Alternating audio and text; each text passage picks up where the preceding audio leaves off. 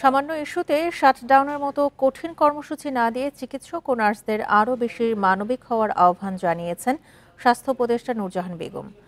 সকালে রাজধানীর নিউরোসায়েন্সেস ইনস্টিটিউটে বিশ্ব মুভমেন্ট দিবসের আলোচনায় তিনি এই আহ্বান জানান।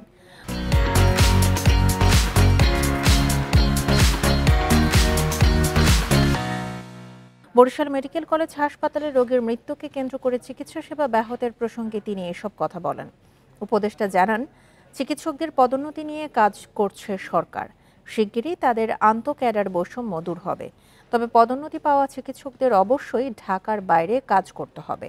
এ সময় চিকিৎসক ও নার্সদের দেশের বাইরে পড়াশোনার তাগিদ দেন নূরজাহান বেগম।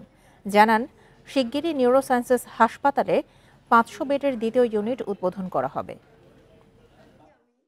আমার কাছে এই পর্যন্ত যে তালিকা আসছে তাতে 40-এর উপরে ডাক্তার যারা বাইরে গেছেন এখনো ফিরেন নাই। তাদেরকে একাধিকবার চিঠি দেওয়া হয়েছে, তারা আর আসেননি। তাহলে এই অপচয়টাও আমরা কি করে মেনে নিব? দরিদ্র দেশ, এই অপচয়টা